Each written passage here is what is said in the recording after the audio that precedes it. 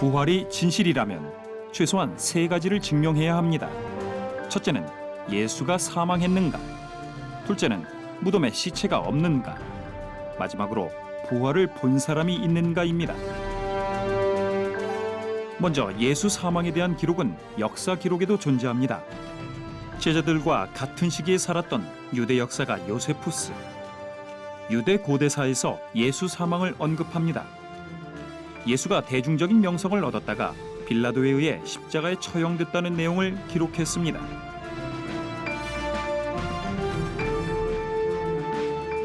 로마 고대 역사가 타키투스도 연대기에서 예수 죽음을 언급합니다.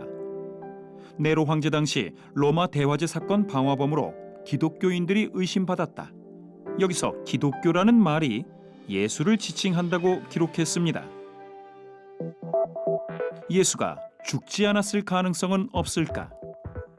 근데 이 물과 피라는 말이 이제 참 중요한 단서가 되는데, 이 물이라는 것은 사람이 죽었을 때 심장의 그 막 주위에 막 조직에 액체가 고이는 심낭 삼출 현상이 있다고 합니다. 그리고 폐에도 죽었을 때 폐 주위에도 액체가 고이는 이 늑막 삼출 현상이 있기 때문에 그 물이 나왔다는 것은 죽지 않고는 피와 함께 물이 나올 수 없다는 거죠. 다음으로 예수가 부활했다면 무덤에 시체가 없어야 합니다. 예수 무덤으로 알려진 곳은 두 곳. 첫 번째는 정원 무덤교회입니다. 요한복음 기자는 예수 무덤 근처에 동산이 있다고 기록했습니다. 무덤 안쪽을 살펴보지만 시체는 없습니다. 두 번째로 알려진 예수 무덤. 서기 325년 로마 콘스탄티누스 황제 어머니 헬레나 황후가 세운 성묘교회입니다. 콘스탄티누스 황제 때 헬레나 여사 황제의 모후죠.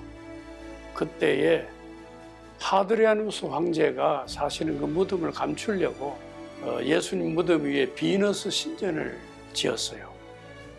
그런데 그곳을 발굴해서 예수님 무덤 자리를 찾아냈어요. 빈 무덤이다. 예수 시체를 누군가 훔쳐갔다는 주장도 있습니다. 먼저 유대인들이 훔쳐갔다는 추측입니다. 하지만 유대인들이 시체를 훔쳤다면 예수를 사기꾼으로 규정할 결정적 증거가 됩니다. 시체를 유대인들에게 보여주면 예수 부활이 거짓임을 증명할 수 있기 때문입니다. 다음으로 제자들이 시체를 훔쳤다는 추측입니다. 하지만 제자들이 시체를 훔쳤다면 목숨을 바치면서까지 부활을 증언할 이유가 없습니다. 또 무덤 입구는 돌로 단단히 막혀 있었고 그 앞에는 경비병들이 지키고 있었습니다. 즉 물리적으로 시체를 훔치기도 불가능하다는 겁니다. 베드로는 3번이나 부인했잖아요, 그죠? 그렇게 다 주눅이 들어있던 제자들이 시체를 훔쳐가면서까지 예수님이 부활했다고 얘기할 근거가 없다는 거죠. 거짓말한다는 건 뭔가 이득이 있을 때 거짓말 하잖아요. 근데 이건 부활했다는 말은 오히려 바리새인들에게서나 모든 면에서 핍박받고 순교까지 해야 되는 그런 일인데 아무 이득이 없는데 거짓말할 이유가 없다는 것입니다. 부활을 본 사람들을 찾을 차례입니다. 성경은 500명 이상이 부활을 봤다고 전합니다. 이 중 제자들은 부활의 강력한 목격자들입니다. 예수가 십자가형으로 체포될 당시 제자 베드로는 3번 예수를 부인합니다. 화가 카라바조의 작품입니다. 십자가에 거꾸로 매달려 순교한 베드로를 묘사했습니다. 예수를 부인했던 베드로가 갑자기 왜 예수를 위해 순교를 마다하지 않았을까? 어떤 그 선생님에 대한 미안함, 그리고 자기 자신의 실수에 대한 어떤 그 보완이라면, 사죄로 간다면 그렇게까지 할 필요가 있었을까, 이런 생각을 해보죠. 그런데 중요한 건 죽음이 끝이 아니다라는 것을 베드로가 알았기 때문에 나는 거꾸로 십자가에 매달리는 것도 스스로 감내했다고 생각합니다. 스코틀랜드 성서신학자 윌리엄 바클레이가 쓴 예수의 12제자입니다. 베드로는 주님처럼 십자가를 질 수 없다 하며 머리를 아래로 해 거꾸로 십자가를 졌다. 또 안드레는 X자 모양 십자가에 달아달라고 요구했다 한다 라고 기록했습니다. 역사와 전승에 따르면 예수 제자 12명 중 11명은 부활을 전하다 순교했습니다. Many scholars do think that the fact that the earliest Christians firmly believed that he did provides some kind of evidence. So it's very obvious that there was an experience of Jesus' resurrection, that his followers, who would have been persecuted, and they were, I mean, the disciples were eventually killed for believing in Jesus, and that he continued, right? 제자들이 처음에는 다 뿔뿔이 흩어지고 십자가에 매달리는 거 보고 다 저 아니구나 하고 갔는데 만약 부하가 가짜라면 어떻게 그 버리고 간 12명이 다 순교해서 죽습니까? 그렇죠. 예. 그 부하를 믿게 되는 거예요. 네, 네. 또 다른 부활 증인은 변화한 불신자들입니다. 대표적인 인물은 사도 바울과 예수 동생 야고보입니다. 유대교 바리새파 대학자 가말리엘의 제자 사울. 기독교인을 핍박하며 초대교회 스데반을 죽음으로 몰았습니다. 하지만 부활한 예수를 만난 사울은 이름을 바울로 바꾸고 전도자로 새 삶을 시작합니다. 복음을 전하다 채찍질 당하고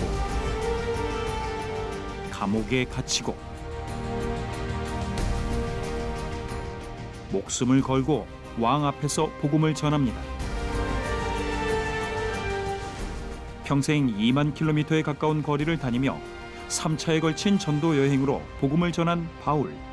바울은 신약성서 27권 중 13편을 쓰며 초대 교회사에 기념비적인 업적을 남겼습니다. 그는 부활을 본 겁니다. Paul's conversion, that Paul, Saul, who bitterly, brutally persecuted the church, became a disciple of Jesus. How is that even explainable? 예수 동생 야고보도 부활의 중요한 단서입니다. 성경은 야고보가 예수를 믿지 않았다고 기록합니다. 그런데 야고보는 어느 시점을 계기로 전혀 다른 사람이 됩니다. 요세푸스는 유대 고대사에서 야고보 사망을 다뤘습니다. 서기 62년, 당시 유대 총독 안나스가 야고보에게 사형을 선고했다고 기록했습니다. 그가 기록한 사망 이유는 율법 위반, 즉 예수를 믿었기 때문입니다. 그러니까 한 사람의 인생을 이렇게 180도 극단적으로 바꿔낼 수 있었던 뭔가의 이유가 무엇이었을까? 그것은 바로 이 부활 경험이었다라고 하는 것입니다. 마지막으로 짚어볼 예수 부활 증인은 여자들입니다. 성경은 공통적으로 부활 첫 증인이 여자라고 설명합니다. 성경에는 여자들이 부활한 예수님을 본 장면이 구체적으로 나옵니다. 마리아는 무덤 밖에 서서 울고 있더니 울면서 구부려 무덤 안을 들여다보니 흰옷 입은 두 천사가 예수의 시체에 뉘었던 곳에 하나는 머리편에 하나는 발편에 앉았더라. 천사들이 이르되 여자여 어찌하여 우느냐. 이르되 사람들이 내 주님을 옮겨다가 어디 두었는지 내가 알지 못함이니이다. 이 말을 하고 뒤로 돌이켜 예수께서 서 계신 것을 보았으나 예수이신 줄은 알지 못하더라. 당시 유대 사회에서 여자들 지위는 남자보다 낮았습니다. 기원전 2세기 초 저명한 예루살렘 유대인 학자 벤 시라가 쓴 지에서 당시 여자 지위를 보여줍니다.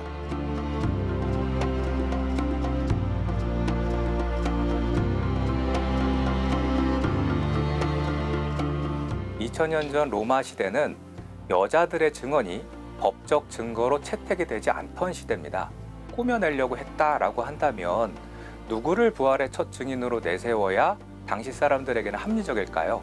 여자들이 아니라 남자 제자들을 부활의 첫 증인으로 내세워야겠죠.